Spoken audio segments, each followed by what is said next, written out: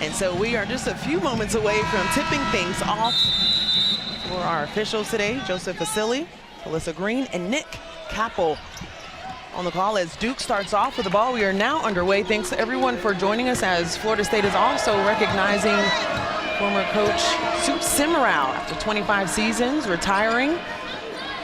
So we look forward to having her on the broadcast as well. Duke, who has had a few games starting slow on the offensive end. Carol Lawson talked about how they needed to be a little bit more poised. That's not what she was looking for out of the tip. Yeah, definitely don't want to start with a turnover, but I like to see the emphasis of getting the ball into the paint. Florida State does a great job at protecting the paint, but Duke doesn't want to shy away from that. They still want to score inside. And this was another thing that Brooke Wyckoff was talking about with her team. How do we handle ourselves in their full court press? That has been a question for all teams in the ACC.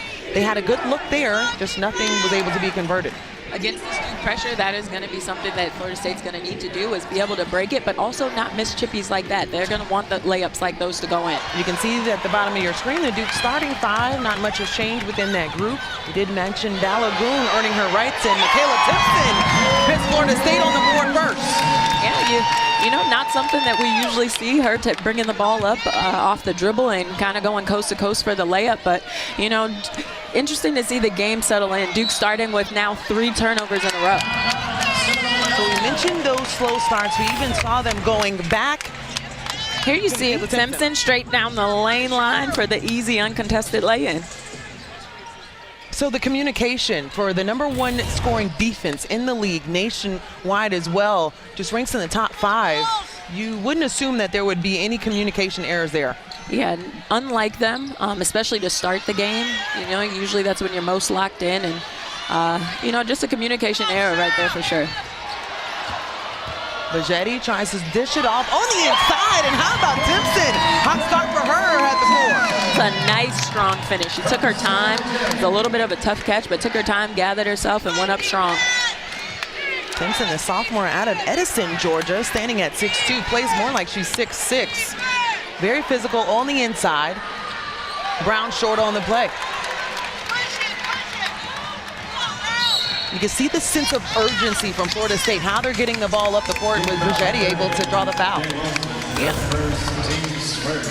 There you see Bajetti with drew 2, found her teammate underneath, and the nice strong finish as she gathered and created her space.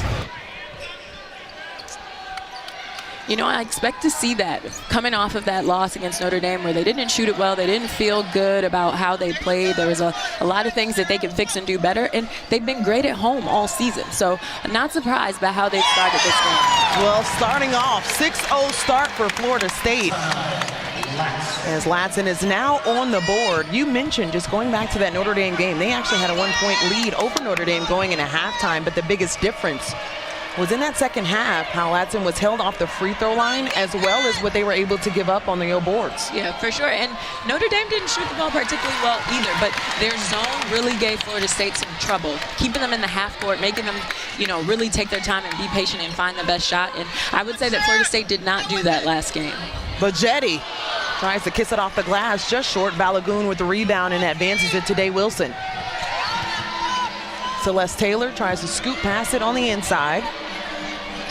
Brown at the top of the key, bounces around a little bit, can't go down, and it continues to be a struggle for Duke. They get a second chance opportunity, spin move. It's a nice move, but got to be able to finish that. And you know, Kennedy Brown does have range from around that free throw line. She can shoot it, so that was a good look at it, a good offensive rebound. And there we have stepped out of bounds, or did we call the foul? So Massagill actually just picked up her first foul. There was a little bit of a collision there, just trying to free up Latson on the side. See Dave Wilson taking a break as De Jesus will check in for Duke. Also not surprised to see that substitution, as far as a challenge for Day Wilson this season has been to kind of run the team, grow up as a young point guard and be able to keep the team composed, and how Duke has come out and started this game. Vanessa De Jesus has been a very consistent, steady point guard presence for this Duke team. Celeste Taylor short on the 3, another offensive board.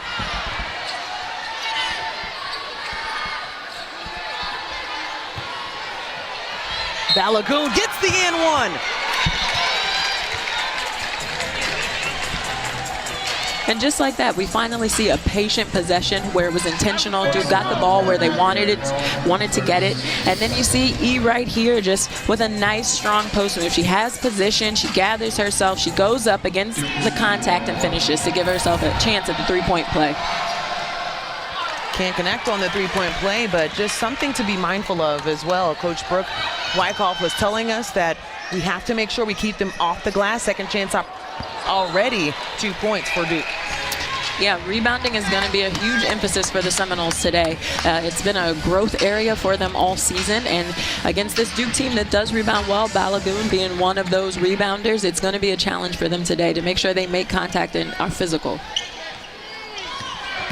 Duke has a 14-8 record over the Noles in this series. Seminoles actually took the lone matchup last year, running on a 3-point victory. And they meet for the first time this season. And Angel, you talk about that lone matchup. It's something we talked about earlier. Is, you know, when the top three teams right now standing in the ACC, being Florida State, Duke, and Notre Dame, all play each other only one time. Yep. So these games are really, really important for the matchups and for March.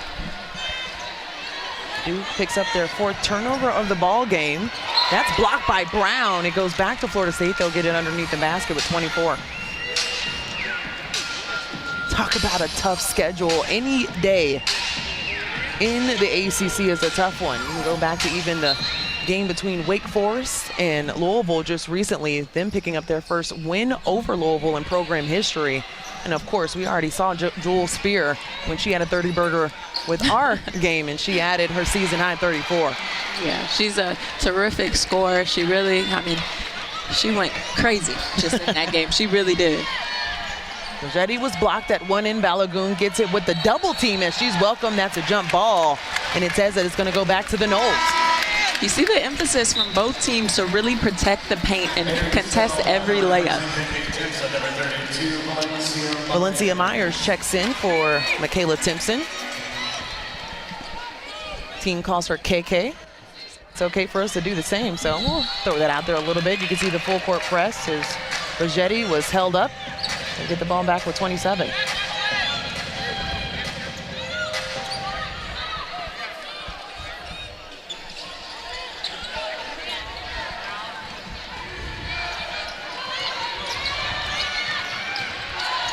That's going to be the balance for this Duke pressure, is to be able to give Florida State trouble, getting the ball in, but not let them really speed up and get downhill too much. As you can see, Latson is just one of those players that can just break the press by herself. But it's what they do in their execution. Off of that is how Florida State is trying to see how they develop. Pagetti with a nice pick is also fouled as she was trying to send it up to Taniyah Latson. And Sarah Taylor picks up her first foul off of a hustle play by Sarah Pagetti, and Florida State with a nice 4-point lead with 5 minutes, a little 5 under the first.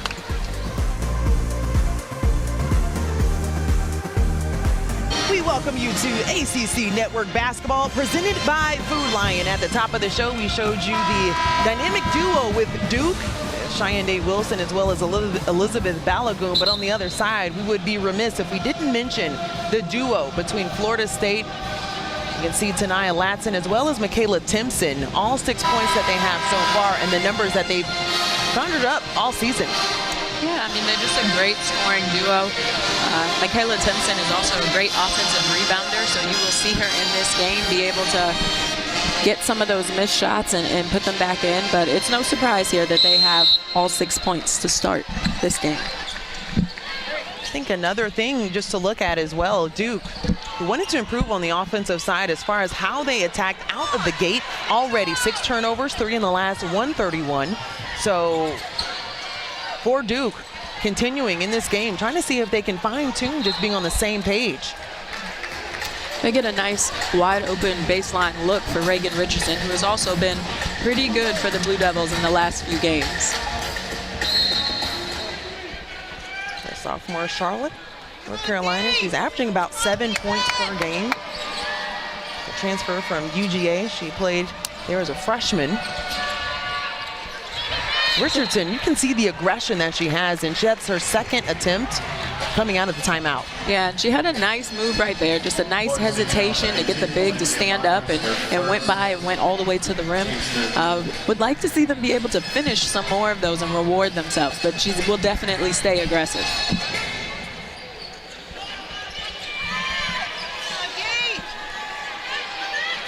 Only 2 points for Duke. The 2 points coming off of an O board for Balagoon.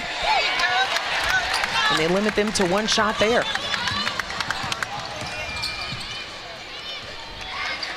Mariah Gordon checks in. They call her OMG. We've seen some OMG moments from her throughout her season already with Florida State. Tania Latson, that's something she can do well, drawing the contact and getting to the free throw line. She is a great physical guard. She's able to score against contact, and she's great when she can get to the free throw line. She's had a lot of success individually, and the team has had a lot of success when she's able to be aggressive and get to the free throw line. Well, how about this, Jazz? When you're looking at going back to that Boston College game that they dropped, they've only lost 3 games in ACC play, but that first Boston College game, she only shot 2 free throws. From there, she shot 4, 5, 5, 5, and 3. Before that, she was 15 for 15 from Clemson, and at Georgia Tech, 13 for 13. So if you're an opposing coach and you say, we have to make and pick our poison when it comes to Latson, that has to be one of the ways. It definitely is. Don't give her easy points at the free throw line. It's hard to do. She's a very dynamic guard, but the challenge is to be able to defend her, keep her in front of you, and not foul, and give her those easy points at the line. A nice interior pass. Kennedy Brown gets that one to go. A little physical push on the inside, but that's everything we expected to see on the interior. Yeah, Mia Heidi, she actually came off of a great third quarter against Virginia Tech where she, defensively held it down for the Blue Devils, but she also had a little offensive spark in that game. Amaria picks up the foul there.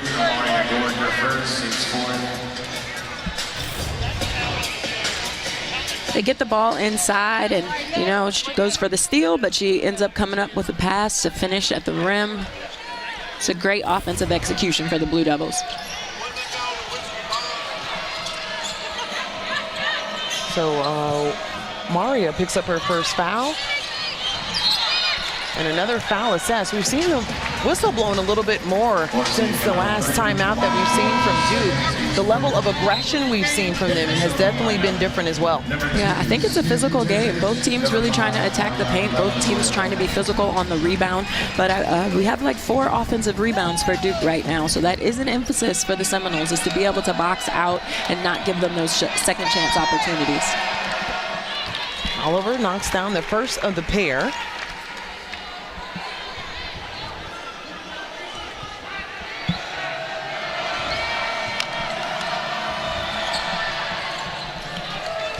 Gets them both. And now we see the full court press from Duke. It was one way they said, how can we get points? Turns it over there. Oliver once again, back-to-back buckets for Oliver. Oliver, a player who doesn't typically score a lot for this Blue Devil team, but she is a leader. She makes great decisions. She's a playmaker for this team. So she gets 2 free throws to go and then turns around and gets a layup. And I think Duke is getting what they've wanted out of their zone, their defense, as far as their press, because you make an opposing team think. Absolutely. Slows them down. Like I said, you have Balagoon at the top of that, who with her length and activity helps make this an easier deflection and turnover to get, and it leads to the layup for Oliver. You can see the nice fist bump there as well with Oliver and Tara Lawson. As you're looking at why they are only 1 loss on the season, the scoring defense, you can see 3rd in NCAA, 1st in the ACC. And we've seen different opponents within even the ACC and how they've held them at 51 points per game or even less. Yeah, it's been an emphasis. It's their identity this season, and they're all locked into doing that. So even when they're having trouble scoring the ball, which is how they started this game, they end up 1 point right now because of their defense. Latson finds the ball back in her hands. Bajetti, quick three, and is knocked down by Oliver, so that's going to be 3 coming from the charity stripe.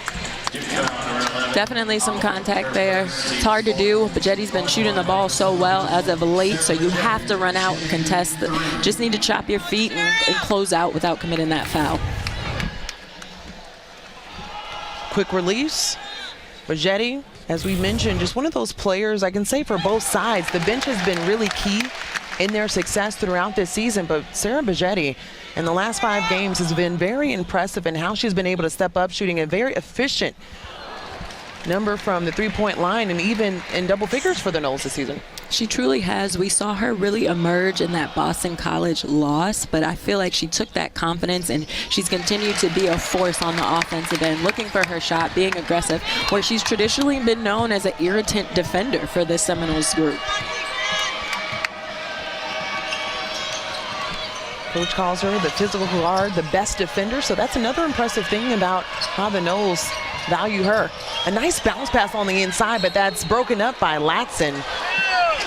Duke will get it back with 12 underneath. So Florida State struggling from the floor over their last 7 outside of free throws, and 8 on the shot clock. Brown turns around. Bounce out of bounds, and Timpson is able to get the ball back.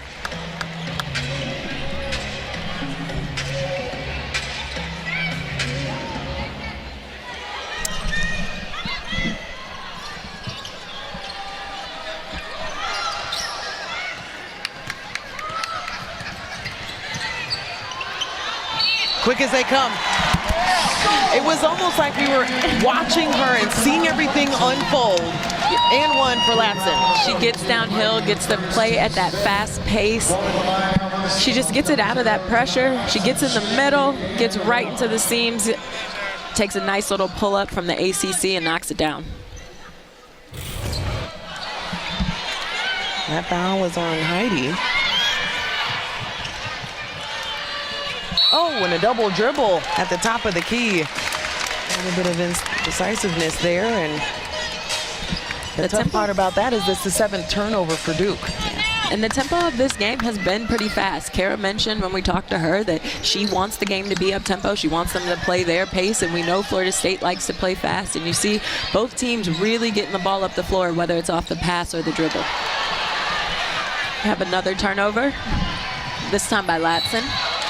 So both teams struggling to take care of the ball at this point. Florida State right now with 4 turnovers, and that one leads to another look for Duke on the other side. So even what Kara Lawson was telling us, we have to find ways to make our defense create our offense. And that's exactly how you do it.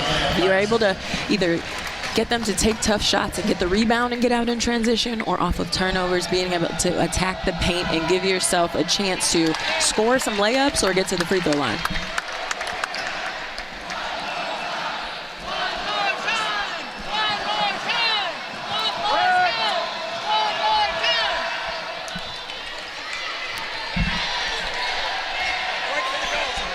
Ball game. After a slow start from Duke right out of the gate, Florida State got off to a 6-0 start. So Duke has done that before. North Carolina, their first attempt, and then Syracuse came in their home and did the same thing as well, but they were able to get that one out with a win. Timpson underneath. We talked about the physicality. She's shown it in the first half. It's extremely physical, but that is, like I said, she's a composed player. She sticks with it, gets the loose ball in the offensive rebound, and is able to make a tough finish under the basket. Dish on the outside, stoppage of play. And there's a 3-second call that's going to go against Duke.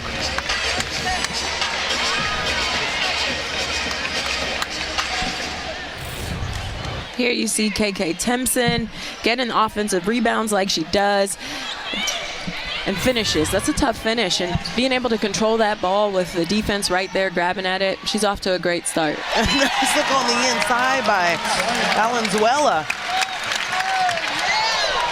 Almost runs through that one from Oliver. She's able to track it down.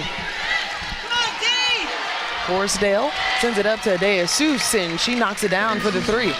And she has been a shot maker for the Blue Devils. She's a great shooter from three-point range, and that's a shot that they needed at this moment. Bajetti thought she saw daylight. That's blocked from behind. Duke has numbers. Scoresdale sends it up. About 3-second difference between game and shot clock. Shot clock now off. Florida State can hold for the last shot of the first half.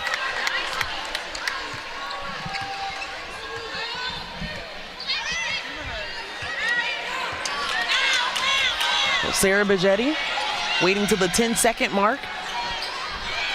Rips it around at the top of the key. Valenzuela thought she had something. Timpson can't get anything off over Heidi. So that will bring the first quarter to an end. We saw a little bit of everything. Florida State, though, had the lead wire to wire. So we'll be right back right now. Duke fought their way back into this one, but Florida State holding on to a 3-point lead.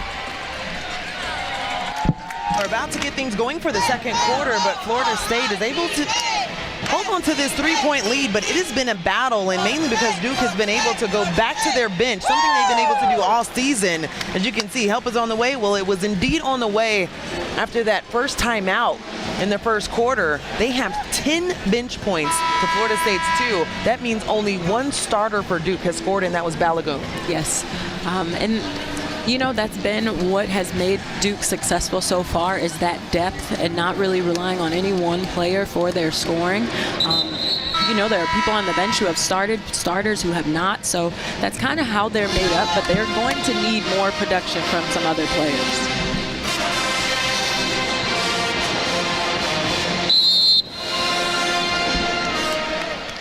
So the starters do start the second quarter for Duke. You can see the zone that's applied from Florida State. Latson trying to get a hand on it. Richardson recovers. Day Wilson and Celeste Taylor have been held scoreless so far, looking for their first points in the second quarter. Taylor with a nice rebound.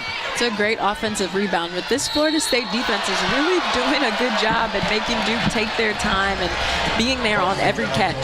Reagan Richardson was able to find her way in the paint. Timpson with the foul. But another second chance opportunity. They already have 4 points in that department as far as Duke. Another thing to look at is Duke is out rebounding Florida State by 4 at this point. And Brooke Wyckoff saying we have to own the glass. For sure, and even if it doesn't always lead to points, you can't give teams extra possessions. So Florida State will definitely have to lock in and really try to control that defensive board. Especially when Florida State comes into this matchup being second in total rebounds. Duke at 10.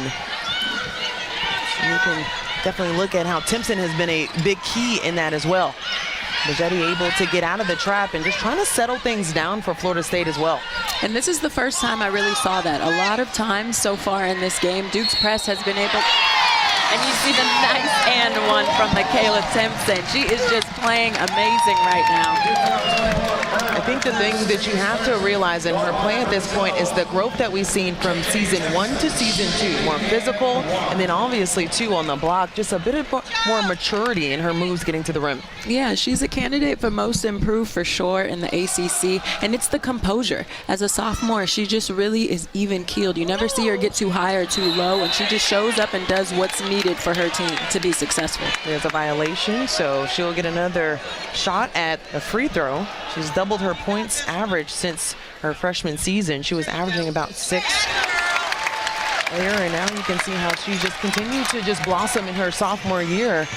And Florida State with a lot of youth that we've seen in the ACC and being rewarded in their accolades.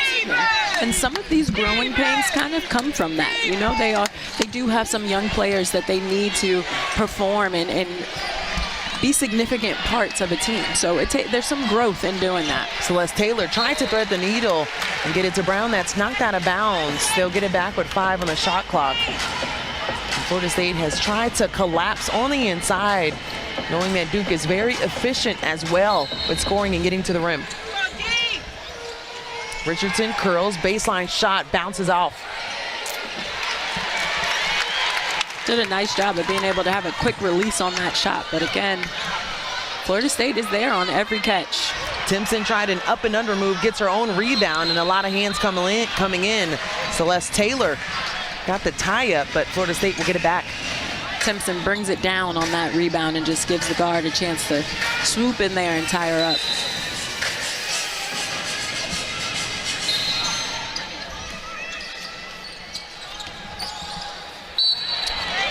Timpson once again drawing the foul. So coming into this ball game, we talked to Kara Lawson. She said, you know what, this is going to be a tough match because we can say we need to do this well, we need to do this well, naming all the different things that you have to do in order to keep Florida State out of the game. She said, even if you do those things well, that's a maybe we can get a win. That's how tough it is to win in the ACC. It really is tough on every night. No matter where you are in the standings in this league, you have to bring your best game and be ready to play. Kara Lawson knows a thing or two about winning. But credit to Duke as well. They're off to one of their best starts in recent history. Have the 18-2 overall record, 8-1 in ACC play. Their first loss in ACC play came to North Carolina, and that was a slow start for them as well. Went down to the wire in that rivalry. It was a slow start. It was also probably a game that kind of highlighted that they needed to be better defensively one-on-one in protecting the paint. And then they came out against the Syracuse team who has great guards, dynamic scorers, and was able to make that adjustment. Their 8-1 start in league play actually marks the program best dating back to the 2013-2014 season. Latson trying to work her way on the inside, rolls around. Oliver surveying the lane, dials her own number. Celeste Taylor with a nice rebound, just can't convert. And she's still held to a donut on the score sheet. Given some of the coverages that Latson has seen the last few games, I like the looks that she's getting today. She's able to play in some more space and isolate some more instead of having to drive into 2 and 3 defenders. We've seen some good minutes from Brianna Snoop Turnage as well. The team calls her Snoop Bajetti. Blocked at the top of the key by Taylor. Who's a terrific defender for this Blue Devils group. She's the competitive leader. They feed off of her toughness, so they go as she goes at times. And that may not always be offensively for Duke, and that's something that we've been talking with Kara Lawson as well. Like, she doesn't have to always score for them to be impacted by her presence on the floor, as we saw. She just needs to compete. She needs to have that toughness, communicate to her teammates, kind of set the tone by example. Less than 10 for the Noles to work with. Aaron Howard finds Snoop Turnage. Not a lot of time to get it off and not a lot of real estate, as that's going to be a shot clock violation.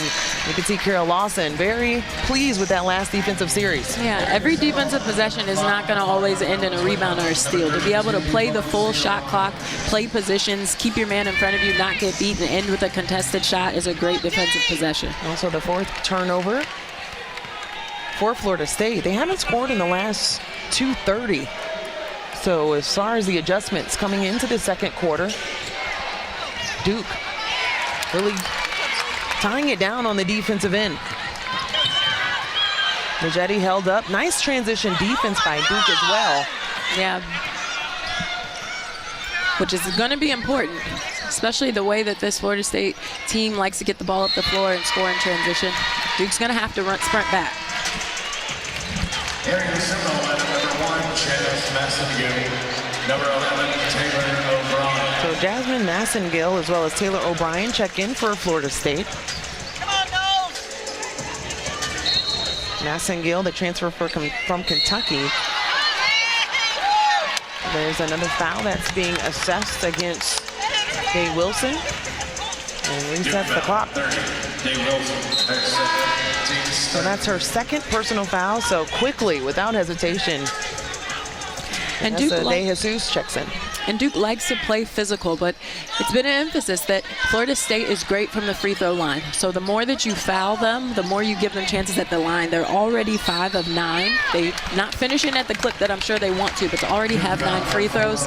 And now another trip to the free throw line right here. And then even after this next foul, they'll be in the bonus for the duration of the second quarter.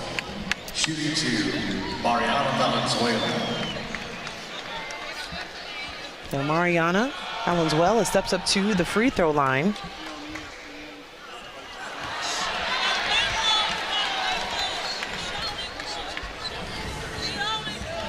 All right, coming up next, we'll take you to Clemson for the Tigers, taking on 15th ranked North Carolina, and the quadruple header is capped off by Virginia, hosting number 12 Virginia Tech. And those are games you definitely want to check out.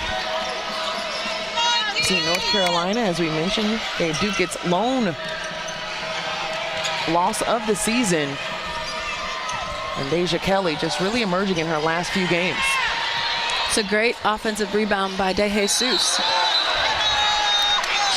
And a travel violation, so they're getting what they want off of boards, but just can't convert. They can't convert. And you have to like some of that. There have been spurts of where we have seen the Duke defense that we're used to seeing, but they need to finish it. They need to capitalize off of their hustle plays, and that includes offensive rebounds. I tell you this, as far as both teams struggling offensively, there's been a scoring drought for Duke, closing in on the 4-minute mark. And no field goals for Florida State in the last 3 minutes as well. Outside of that, must have heard me on the broadcast. So Taylor O'Brien is now on the scoreboard for her first two.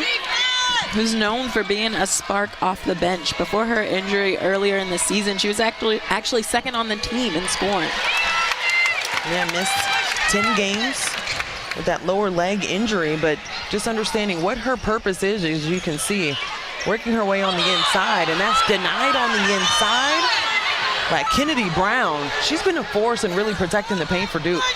Taylor, short. Taylor tries to see if she can get another look at it on the other side. Taylor has done everything that she can to get extra possession. She gets fouled there. I think the tempo of this game right now benefits Florida State. I think Duke can definitely play up tempo, but the way that they are not scoring at the level that Florida State is right now, the tempo is in favor of the Seminoles. So we will step aside, and on the other side of the break, we will welcome to the broadcast Sue Semrau.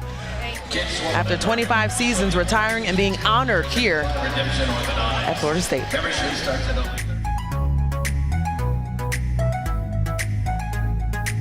Well, Florida State with a 22-13 lead over Duke at this point, and maybe it's because they have their all-time winning coach and Sue Semrau in the building and making sure they celebrate Sue Semrau and everything she's given back to this program.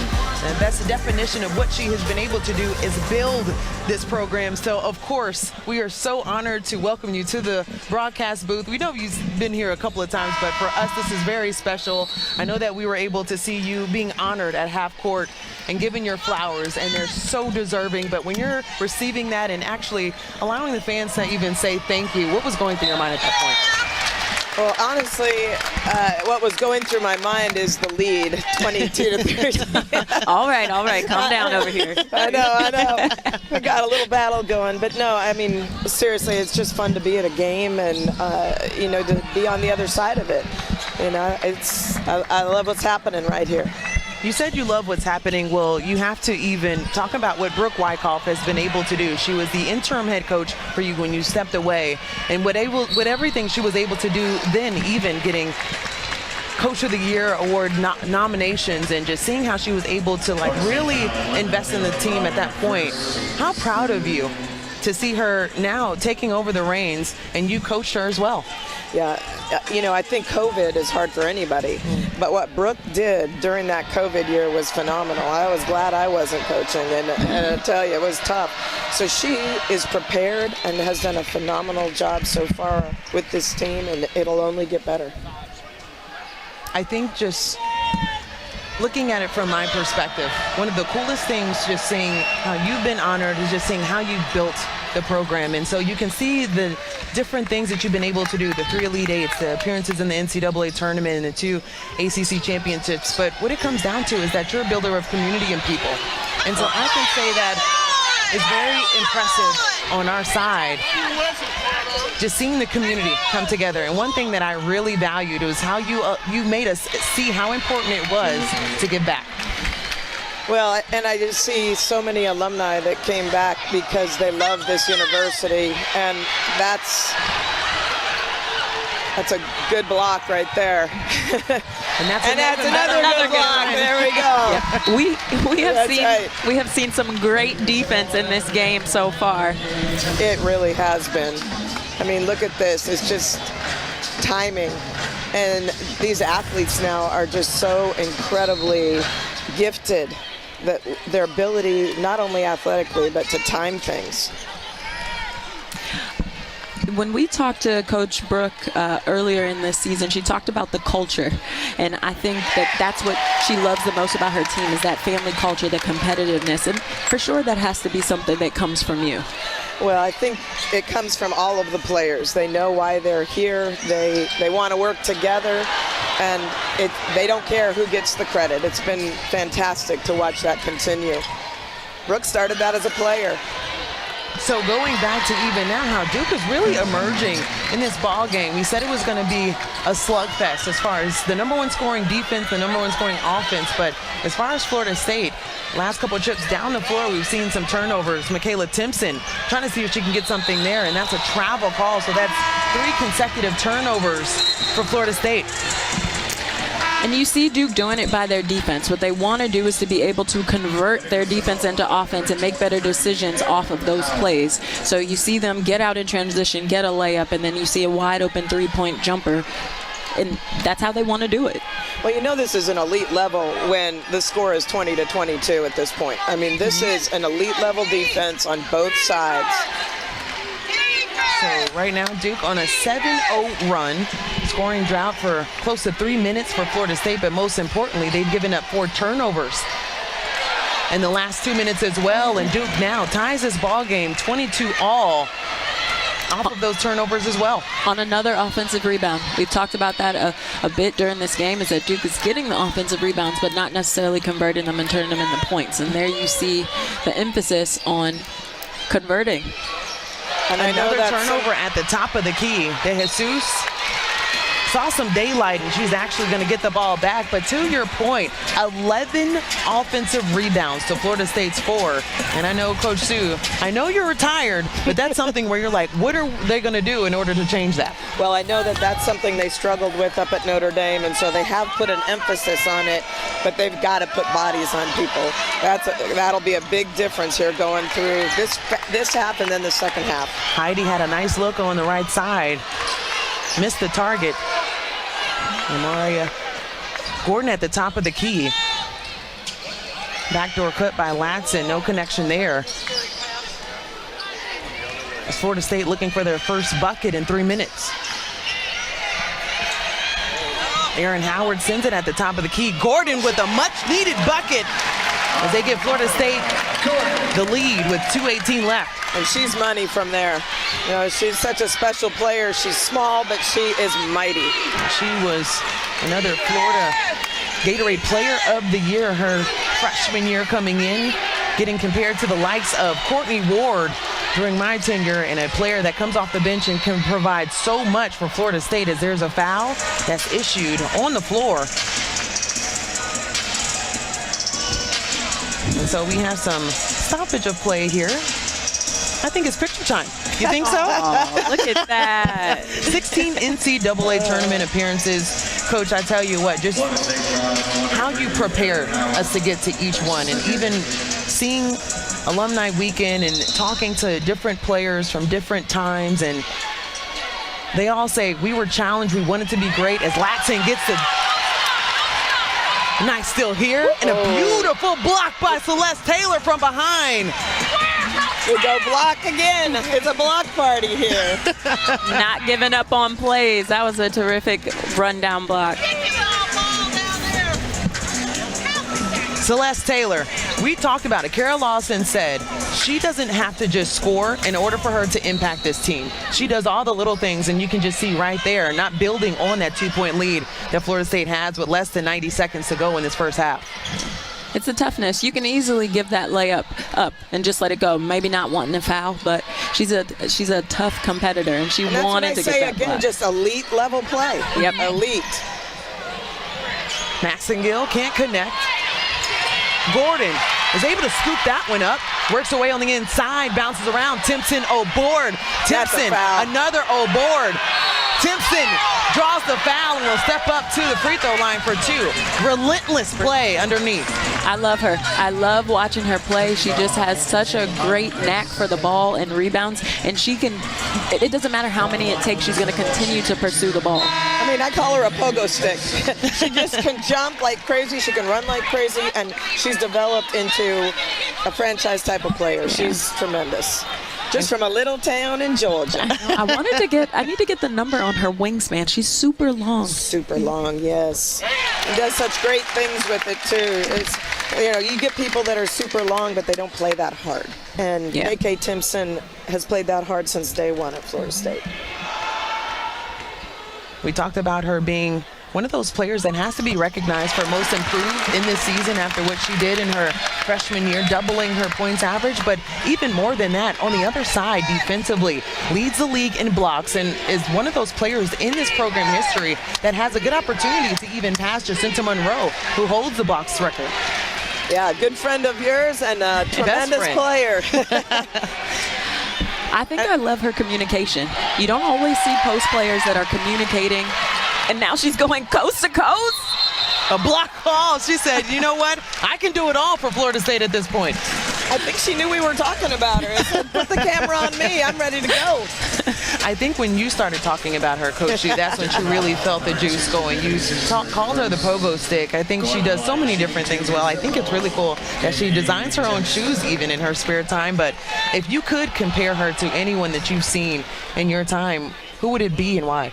It's a great question. You know, she is a lot like Jacinta Monroe with her length, and you mentioned Jacinta Monroe having a blocks record, but she took over Brooke Wyckoff's block record. Yep. Wow. I mean, it's pretty phenomenal to see the growth, see the phases of the program, and you know, KK has an opportunity to do that. Wow, that's awesome. And you've been a part of that from start to finish, so that's really awesome that you get to see that and witness it as well. 6 seconds left.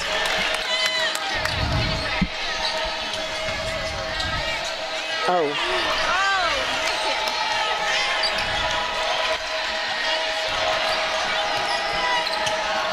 Jesus sends it to Oliver. Oliver to Brown on the inside. It's knocked away a little bit, bounces around, and a nice rebound by Aaron Howard. 9 seconds left for Florida State. As we bring the first half to a close, we've seen a little bit of everything. 6-point lead for Florida State. Latson at the lead, at the buzzer, and gets it to go.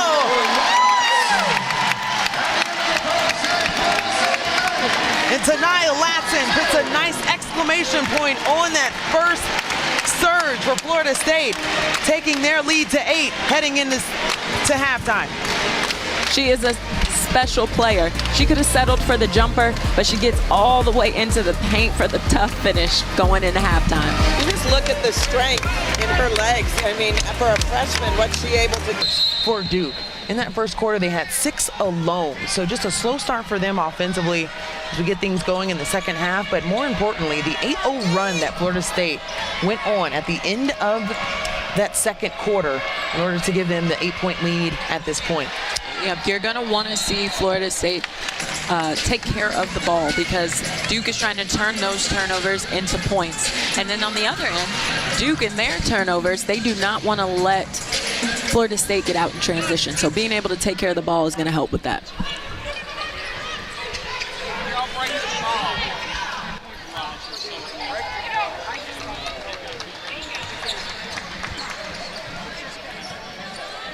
So as we reset, Angel Gray here with you alongside former Duke standout, Jasmine Thomas.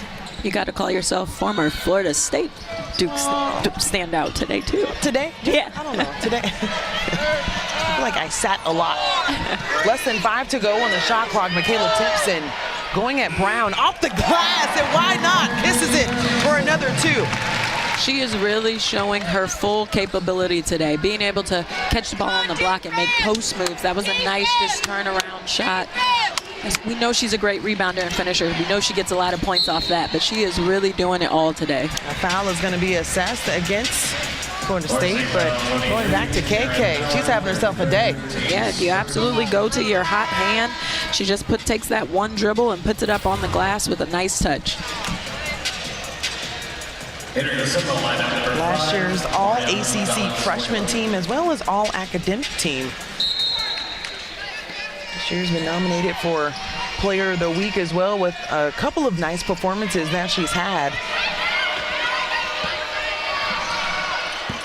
Top of the key look for Taylor, who has struggled. Only one field goal for her on this ball game. 1 for 7, 0 for 3 from 3. Bajetti gets her in the air and gets the 2 to drop. It's a nice, smart play to just be composed, do the shot fake. I'm sure she remembered that block from Taylor earlier in the game, and just a nice, smart play and good finish.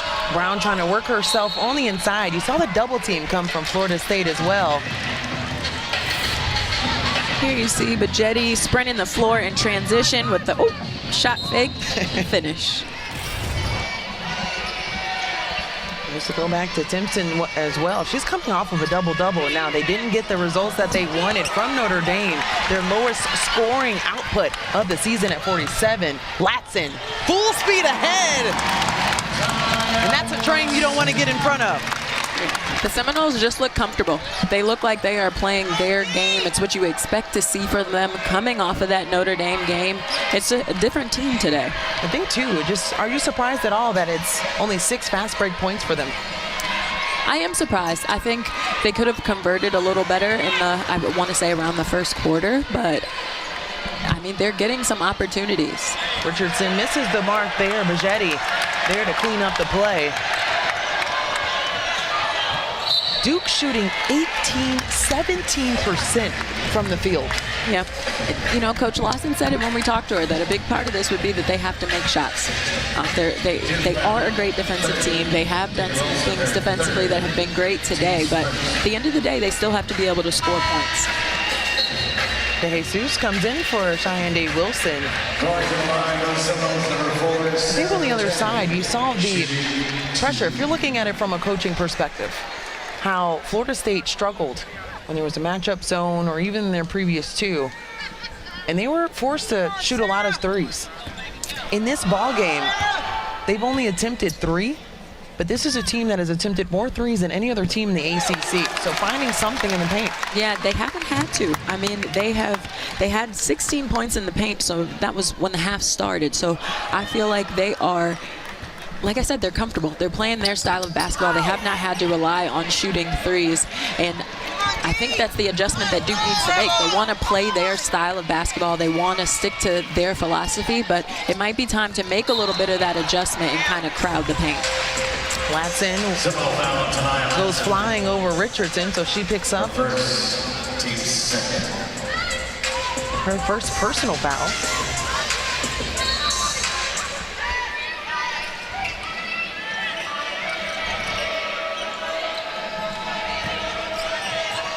So Duke looking for any type of answer on the offensive end here in the second half. As Florida State is just really packing the paint and forcing them to finish over them. Bajetti, too strong on the shot, but an board that actually falls in the hands of Florida State. Say a reset is gonna have to be looked at here on the shot clock.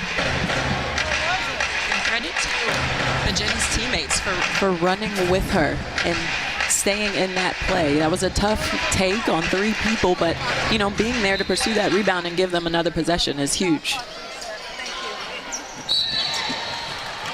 See the foul there by Richardson.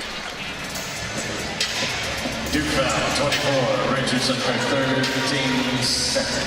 So that's her 3rd personal foul. There's no other player outside of Day Wilson that has her 3 as well. You can see now after that last foul, she is now on the bench. That's what brought Vanessa De Jesus back into the ball game, and another foul is going to be called.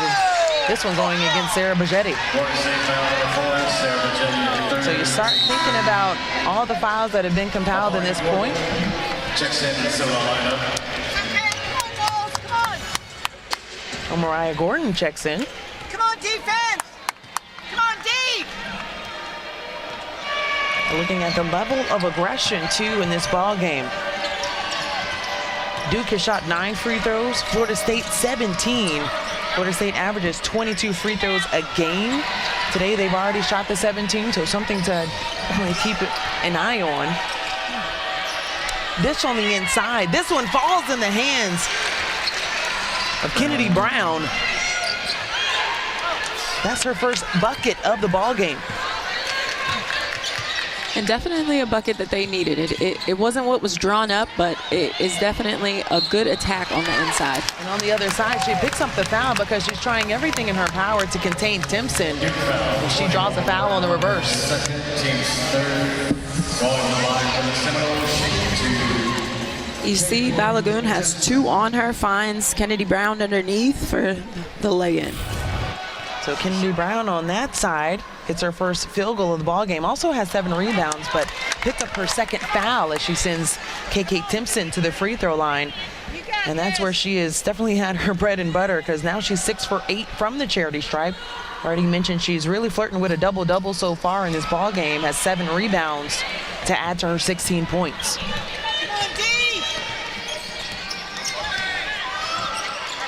Nice dish on the inside, but can't convert for Brown. And Kennedy Brown has to finish that. That's a great execution in the pick and roll. The pass was right on target. She just has to take her time to finish that strong. Kennedy Brown, 1 for 8 from the field. Another foul assessed, and we can just see each attempt down the floor for Florida State. There's been a foul called in the last 4 possessions. They're being aggressive, and you know, Duke needs to kind of adjust to the game. They've been calling it all game. That is why Florida State has been getting to the free throw line. That's why the foul numbers are high. They want to play tough defense, but they got to do it without fouling. Nice dish today, Jesus in transition. A rare bucket for Duke. Which is something you're going to need them see. They need to get more possessions. They need to get more shots on goal. So being able to get out in transition and get some easy points will help.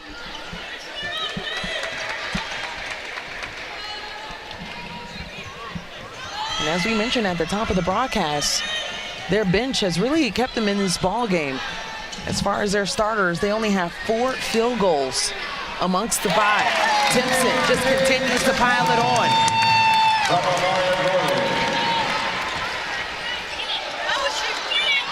So her single game high as far as career points is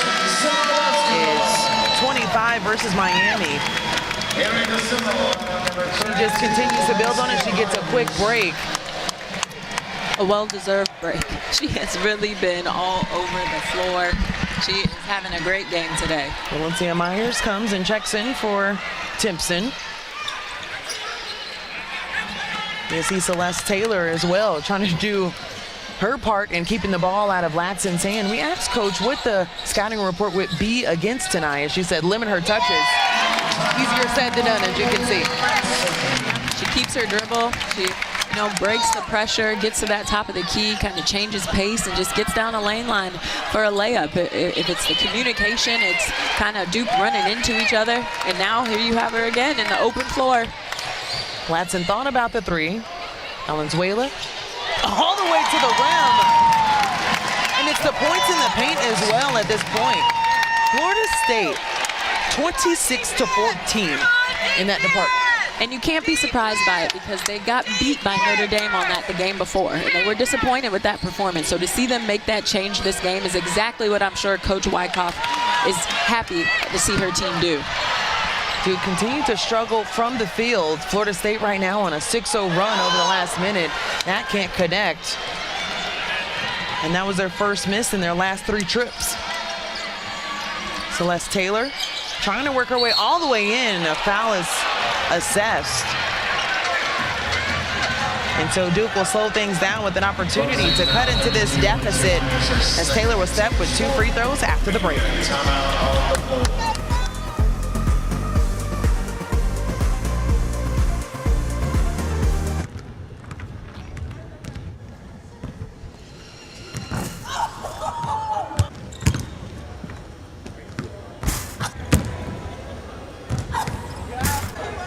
I'm just letting you know right now, this is my house, and I'm about to make a show. Okay.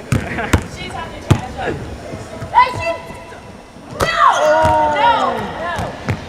No! I mean, when in Tallahassee. You do have to do the job. Always fun on the broadcast with you, but it's very unique to have Duke and Florida State represented on the broadcast as well. I will say this. You didn't get a nice warm-up. I had a nice smoothie. You had a carb, but I know you're working your way back. You made a lot of shots on this court. We'll let you have the sheet on the half court. I think you've made a lot of shots on this court as well, so I'm not even going to take that from you. And you have a nice, lustrous career in the WNBA as well. Thank you. But plenty of good battles here. Yeah, We'll see that Duke-Florida State matchup. And no doubt it's been a battle for today as well. Florida State had their biggest lead, 17. Celeste Taylor was able to knock down a free throw, but down the stretch, it just comes down to how is Duke going to generate some offense on this end? I think you'll see the press. You know, that's their bread and butter. They're going to stick to the press, try to speed them up, try to get some turnovers. But this Florida State team has a good rhythm right now. They are feeling confident. They are scoring it at a high clip. 45 points for Florida State. Carol Lawson said, we just can't allow this game to get out of hand as far as scoring for Florida State. We can't have a game in the 90s. But I think for her as well, she was predicting that her team would really bounce back as far as scoring as well. So we know that they have the #1 scoring defense, but what has Florida State done well? Or is it more so they're getting the looks, but not just converting? I mean, Florida State is still a good defensive team. They have a good guard defense. They have length and protection in the paint. So I think they've just made it tough. You know, they've been there on every catch. They've been physical. They've done a good job defensively as well. Duke 9 for 48 from the field, as we mentioned, shooting less than 20%.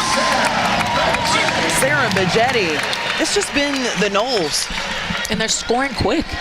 You know, they're scoring in the first few seconds of the shot clock. And, you know, I feel like for Duke to get back in this game, they obviously need to get some turnovers and extra possessions. But, you know, when you're just feeling it and knocking down the jumpers left and right, Sarah Bajetti has been great as of late.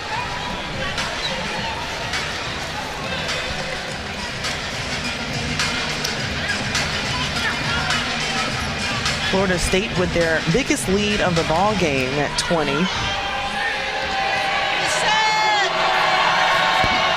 As that one rims in and out for Maya Heidi.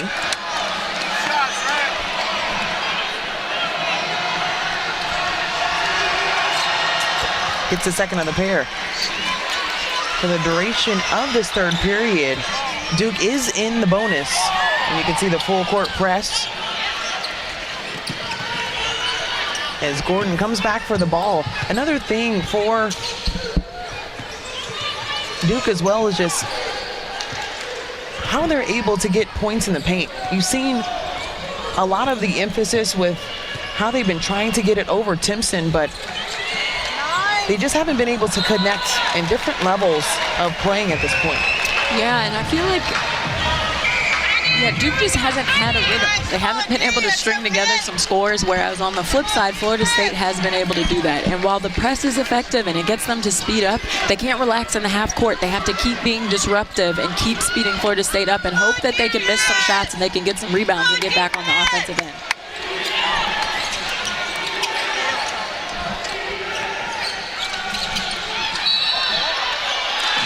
Foul on the play. I'm not sure if that was continuous, as you can see.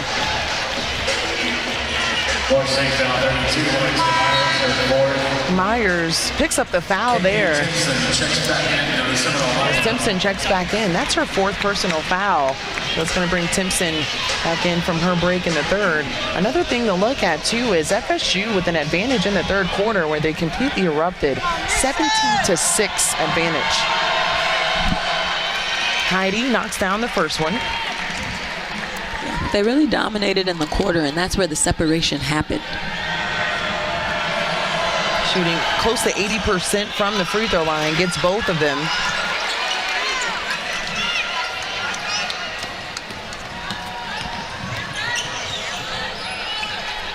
And you see the Duke defense relax. To me, I feel like they still need to stay up in pressure and keep speeding Florida State up. Gordon misses the mark. They're saying it's a foul on the inside.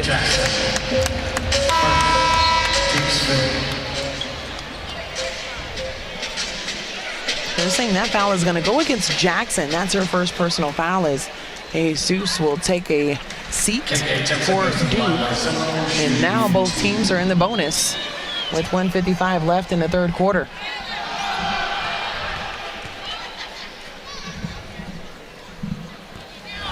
Back iron for Timpson. She has 18 points today. Leaving a few of them out there at the free throw line.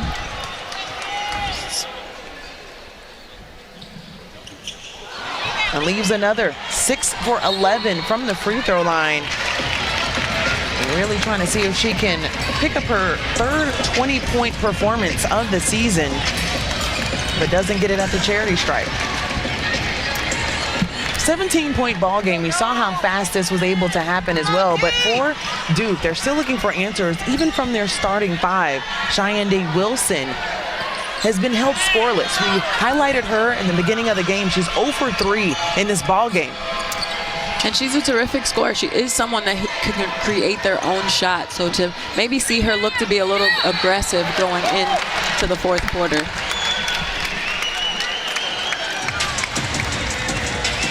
Foul, 22, Heidi, her third. So Heidi picks up her third personal foul. That's going to lead to more free throws. I think this puts Timpson back on the free throw line. To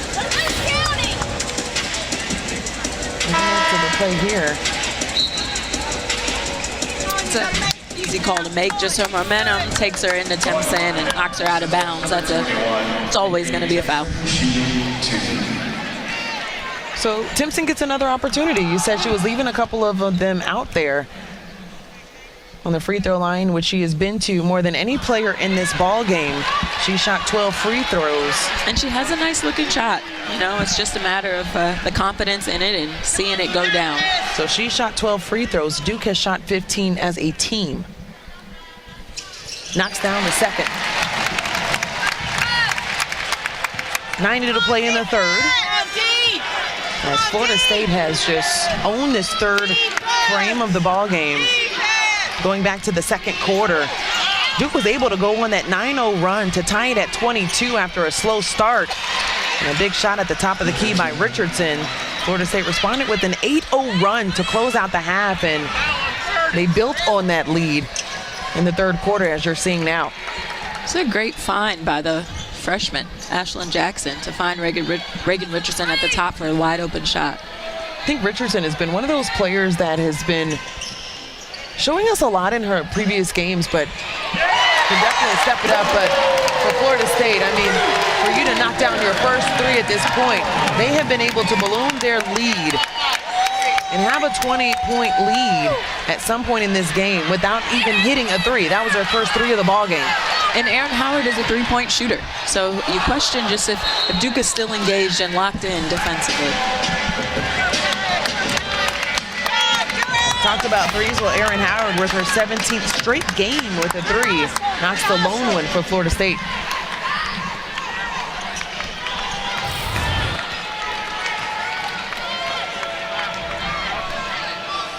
Lee Wilson getting some instruction from Coach Lawson. Definitely going to use all of this time to not give Florida State another opportunity to score in the corner. Off the mark, an O board, nothing there, but finally Richardson, who has shown a lot of aggression throughout this ball game. We saw her in the second quarter, an emphasis for their offense. We saw her with 2 touches, she got 2 buckets, and now you can see her now in the third quarter really trying to take this game in her hands. She is a great energy player. You see her just stay on the offensive glass. She's able to really score it, and you know, she's just a sophomore, so she's coming into her own, but you know, it's players like her that play hard no matter what the score is. As we mentioned, a sophomore out of Charlotte, North Carolina, played her freshman season at UGA, averaging about 7 points per game. She's at 5 at this point. And we talked about her aggression. She's 3 for 4 from the free throw line. She'll take a seat with 4.3 left in the third quarter as Oliver checks back in the ball game for Duke. De Jesus is able to knock that one out. Who does it go off of? They'll say it goes back to the Noles. 1.9, they'll have to go the length of the floor.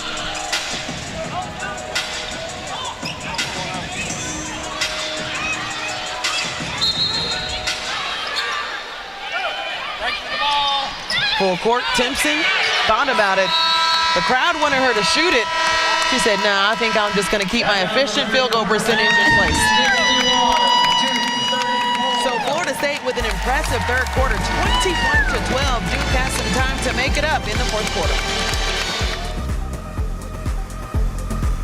Well, it looks like Sue Semrau is already enjoying retirement as she now joins the fans on the front row, holding up the floor as they do in a tradition to start the fourth quarter across all sports at Florida State. And really what it comes down to is what she saw in the third quarter. That 21-12 burst for the Noles is what gave them this 51-34 lead. And everybody had a little piece of it. Everybody playing with confidence. You see the first three go in there by Howard. They just have a really nice rhythm. They're playing as a team. They're playing confident and playing their Florida State basketball. And playing KK basketball at this point because she has 19 points, 9 rebounds. As you can see, just a rebound away. As you can see, the tail of the tape on the side of the screen as well. Latson trying to get to the rim. Nothing called there. Taniyah Latson only shot 3 free throws in this ball game, but more importantly,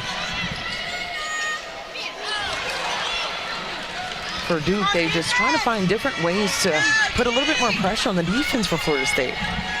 Yeah, and not what you want to see as a possession to start the quarter.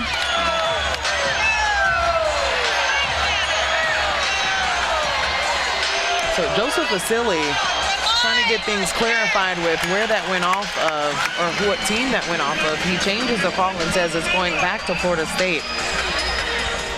I think another thing to look at too is just, this is the third top 25 matchup that we've seen within the ACC on the women's basketball side, and how tough it is. The net, they have 6 teams in the top 25 as far as net. Charlie Cream has already predicted that they'll have 8 teams going into the NCAA tournament, the recent bracketology. So every game is a dogfight, but for this game in itself, Florida State has only lost 1 game at home. That came against Louisville. And looking at Duke and how they've had their best start program with the 8-1 start in ACC play, now threatened a bit to drop their second one in the conference. It's just going to be a good stretch for them to grow as a road team, learning how to win on the road. They're going to be challenged coming down toward the end, you know, these last few games of the season, having to play a few of them on the road instead of being at home. And there's a lot of time left in this game.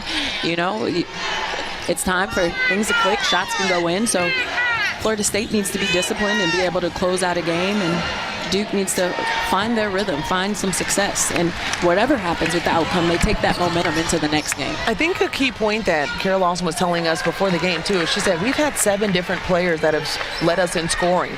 So we have to realize that we have the depth, we have the players in order to step up, and they have the minutes as well. We've seen her go deep into her bench more than any other team in the ACC. So how do they step up now with a little under 9 minutes to go in this ball game? We'll see. Just put the ball in the basket too. They've had some good looks that they haven't finished, and then they've had some times where they couldn't find the shot that they wanted. When they've really settled and got the ball where they wanted it to, whether that was on the low post or, you know, penetrating, kicking, and finding some wide open jumpers, they've had some success. I want to see if they can get Kennedy Brown involved a little bit more as well, as that rolls out for Balagoon. And that's a great look. Those are the shots that I'm talking about. They have some good looks. You just got to finish them. And Florida State just keeps pouring them in. Mariana Valenzuela gets the assist from Timpson, so she just does it all. Timpson gets a stop there as well, as Duke in desperate need of a bucket. Bajetti.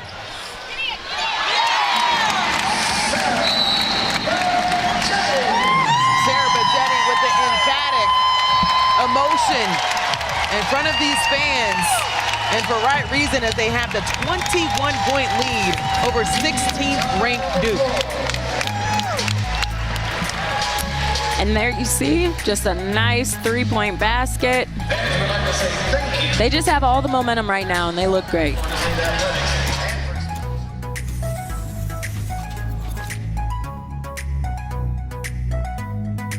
With the 56-34 lead, and here's our Wednesday college basketball doubleheader right here on ACC Network and the ESPN app. Blake Hinson in Pittsburgh or in Chapel Hill to take on Caleb Love and Armando Bacot, North Carolina at 7 Eastern, and then it's down the road to Raleigh. Traquavion Smith, who has been on fire as far as points in this league, they're hosting Matthew Cleveland. Florida State. Florida State dropped a thrilling game just last night on their home floor against Clemson. Florida State trying to find their footing in this league as Clemson is still at the top of the rankings and found themselves in the top 25 in their league play as well. Foul on the play. It's gonna go against Timpson.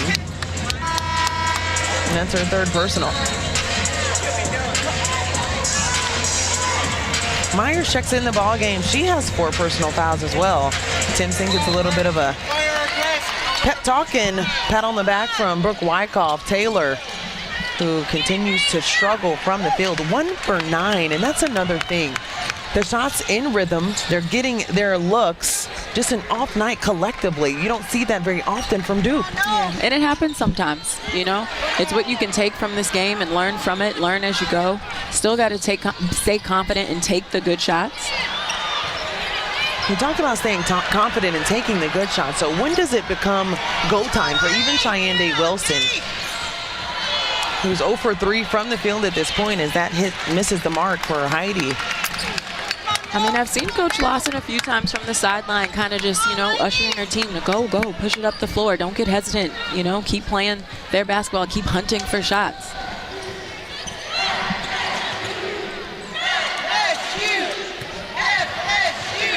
Turnage turns around, misses the box.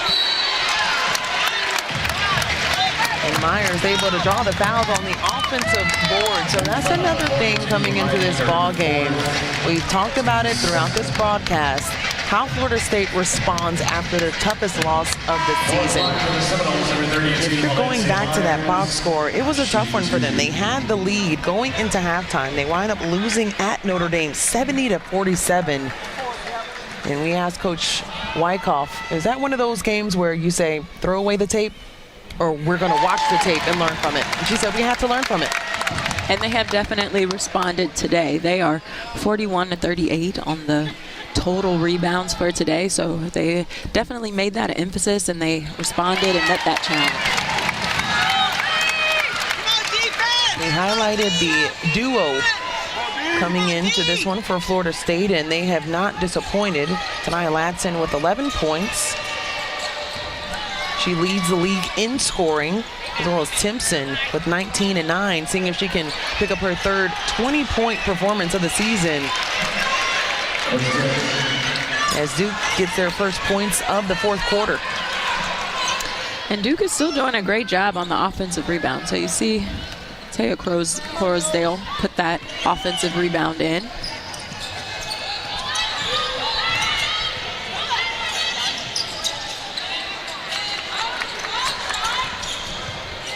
Latson drives left, draws the foul, and that will be the 5th foul that's going against Heidi, so she will be retired from this ball game.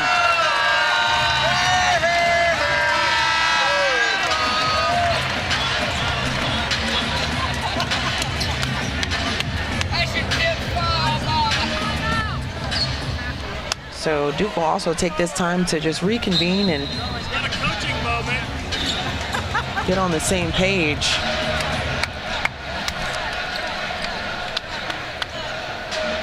At the line for the Seminoles now, Tania Latson, shooting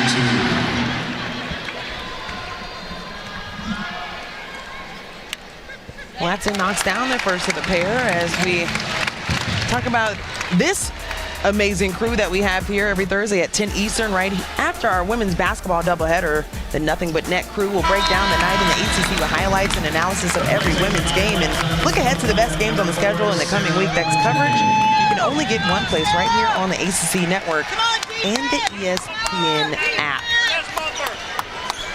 We saw another former Dookie in the studio with Lexi Brown in the studio.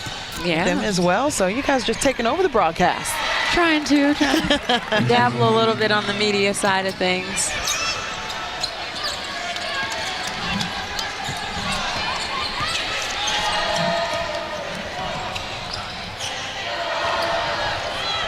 That one short for Gordon, but it's the second opportunity and the and one bucket.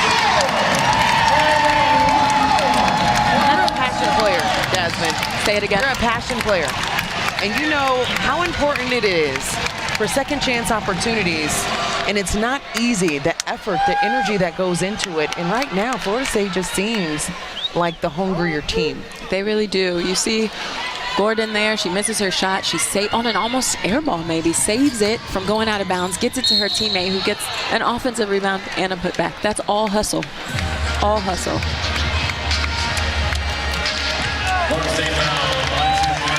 So we had one player foul out on the Duke side for Heidi, and on the other side, Myers for Florida State. She will leave the ball game with 4 rebounds and 4 points.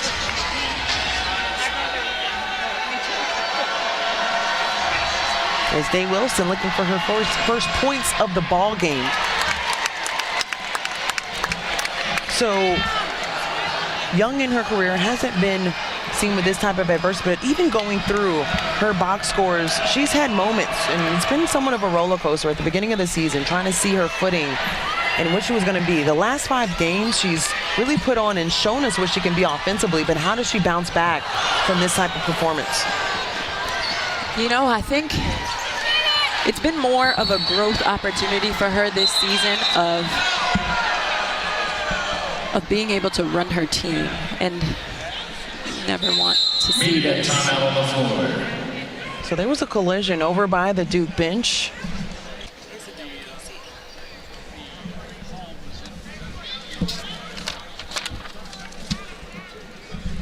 Looks like Snoop Turnage taking some time to get off the floor. Brooke Wyckoff and their trainer attending to her as well, and we'll step aside as she gets help off the floor from her team.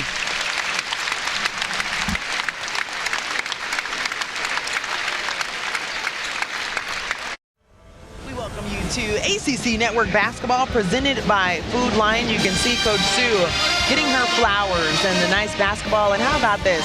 I appreciate Pat Lowry being able to send me here. Thank you so much to just see and celebrate Coach Sue and also see everyone on Alumni Weekend. Obviously, it's always a pleasure working side by side with you, Jasmine Thomas. And always. You want some food for thought? Well, Kayla Timpson is a big deal. She's been phenomenal. These are early scores from her. She started the game off super aggressive, having an impact on both ends of the floor. And we highlighted her for that reason, because she truly just impacts the game, and she's been so consistent. She had the first 4 points for Florida State. We mentioned just that duo as well. They had the first 6 with Tanaya Latson getting that first bucket in transition for them as well. But she has not slowed down. And you mentioned just how impressive she's been in your eyes, but most importantly, it's just been her poise and sense of urgency in each possession. Yeah, she just plays really hard. I love that she's a communicator. You know, I love when post players are communicators on the floor and leaders for their team, and I think that's something worth highlighting as well, is she's so locked in and engaged and talking to her teammates. Has 10 double-doubles on the season. She's recorded 6 block shots for the second consecutive game as well, as Richardson walking and seeing if she can get past Timpson. And that looked like a clean block, but she will be able to step up to the free throw line. Does look like a clean block. But I love the aggression. I love to see her just take it in there, not be afraid, and, you know, she rewards herself at the free throw line. But I don't know. Either way, Richardson is able to step up to the free throw line. She has 7 points, 3 for 4 from the free throw line as well. Misses the second of the pair.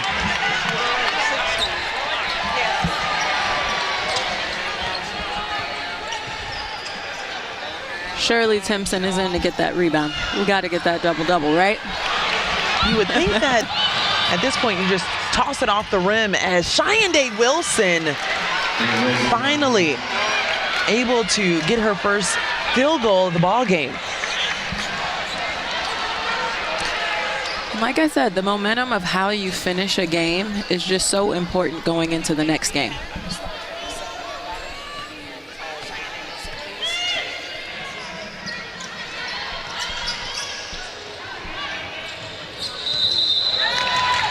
So a travel at the top of the key. Nia Latson checks in the ball game for Florida State. She'll come in for Gordon. As we also see Snoop Turnage, who left the ball game right before the break. She has ice on her knee at this point, came out in crutches as well. Day Wilson, back-to-back buckets from the field. Yeah, and you want to see her stay aggressive to score. Hasn't been the night for the Blue Devils scoring the ball, hasn't been her night, but she's capable. We've seen it, and you want to see her stay aggressive. But it doesn't help when you are trading buckets at this point in the ball game if we see a couple of the reserves in for Florida State as well. Top of the key, back iron. Timpson, I think, comes down with a rebound, tips it out to Latson. Good shot. Good shot. And doesn't have it there. Latson, who has 15 points, 13 points rather, 15. So a little slower on the stat broadcast. And you know, you get so used to her having 30. You know what, she has 6 30-plus point games on the season. So you see a night like today and you think she's just having a quiet game, but she's been so solid. And especially coming off of a game where she struggled a little bit, she's had a nice performance today. How about Day Wilson on the other side? A quick 6 points, 7 points rather.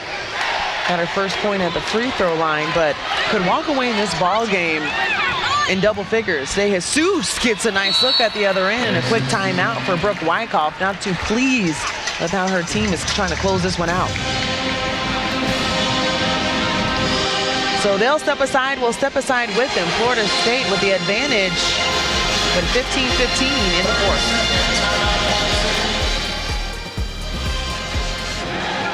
It's been a struggle from the field for Duke, but Cheyenne Wilson starting to really come along in this ball game. Maybe a little too late, but has the 8 points. And a turnover right out of the timeout. Brooke Wyckoff called the timeout. Not too pleased with how her team was performing. To close this one out, Celeste Taylor poked from behind.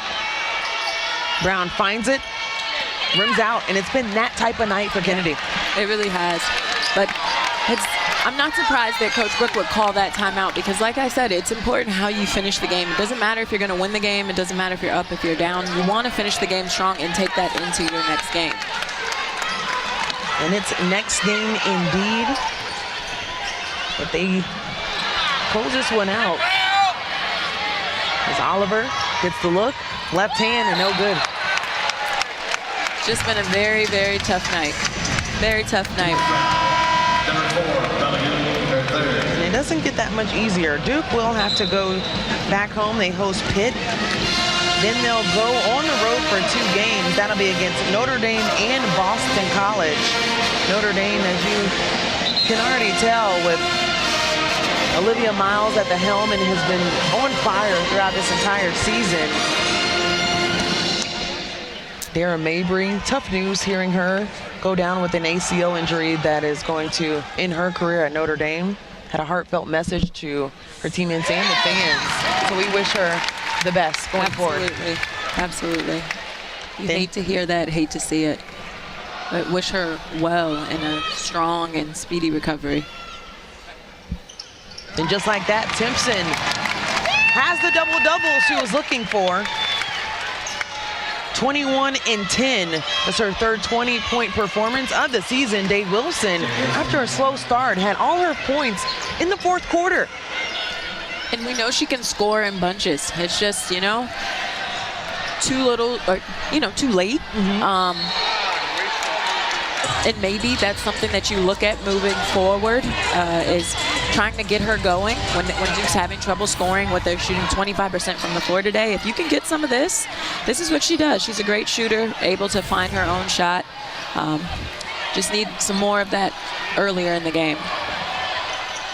After Notre Dame, as Balagoon is struggled from the floor as well. She only has one field goal that's gone down for her.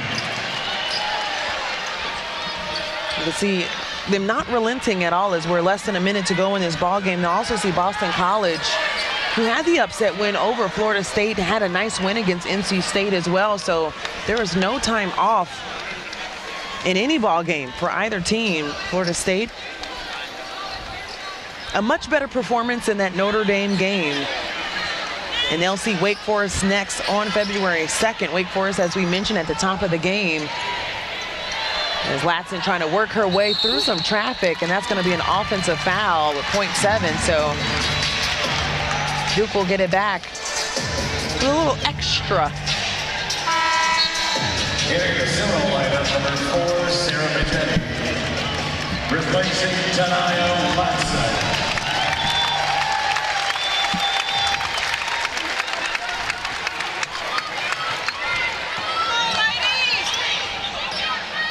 So Day Wilson, the only player in double figures for Duke, and that was a flurry of points that we saw in the fourth quarter, but coming up for even Florida State. We talked about them playing Wake Forest. They'll also go to Miami. That'll be on February 9th, and they'll see the 12th-ranked Virginia Tech Hokies as well, as Elizabeth Kitley, the reigning ACC Player of the Year.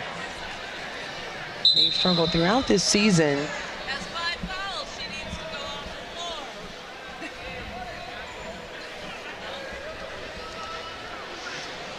floor. There's been a stoppage of play. I think at this point, the officials going back to the scores table to make sure that the fouls are right. They believe there was a 5th foul that was on Cheyenne Day Wilson. It's actually her 4th. So everything's just being reorganized at the scores table. We're going to get a little bit of direction from the officials. Unobserved intentional foul. We have an unobserved intentional foul. What we were just told at the scores table from Talissa Green is that there's been an unobserved intentional foul is what we were told, is Bragetti and Day Wilson got a little tied up on that last series. A little chippy. Day Wilson stands up and, you know, after the turnover, trying to get it back. I'm not sure who they're looking at the foul on. Well, the foul is being recessed. I think Bragetti at that point, they're saying, looking at that as well, but the initial foul was called against Day Wilson. Now, we were thinking that it was her 5th. Exactly. Her 4th personal foul, so they're just seeing if this is going to be deemed that intentional foul by Bragetti.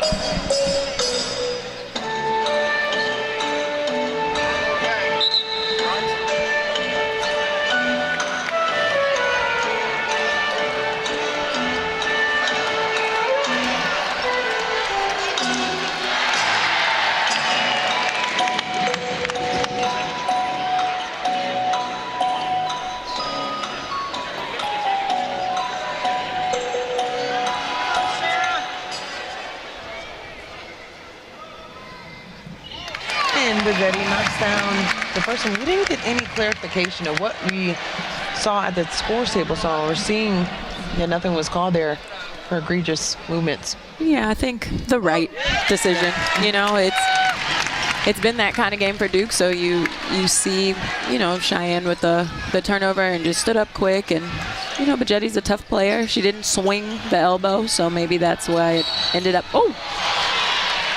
how it was. And even though she didn't get the intentional, she got the and one. right there. So what's the difference that you've seen in Cheyenne Day Wilson in this quarter that was somewhat lacking in the previous 3? I just think of hunting for her shot. She really was looking to score. I also think that the defense of Florida State wasn't as aggressive right now here in this last quarter. You saw the timeout from Coach Brooke a little earlier because of that.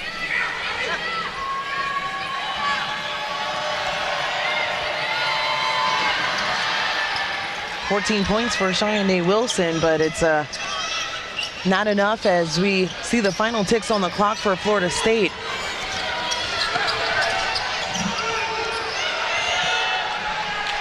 No foul is going to be assessed, so they'll dribble this one out as they get a win on their home court and continue to protect home court as they move to 19-5. And the Duke Blue Devils drop their second game in conference play and drop to 18-3. So a quick thought from you just about what Florida State was able to do. A great bounce back win for Florida State. They played solid defense. They owned the points in the paint, and they rebounded the basketball and made the adjustments from their last game. It was a pleasure with you. That'll do it for us here at the Donald Tucker Center. So for Jasmine Thomas and our entire amazing crew, I'm Angel Gray with the final score 70-57. We'll send it to the UNC and Clemson ball game as Jen Hildreth and Helen Williams have the ball.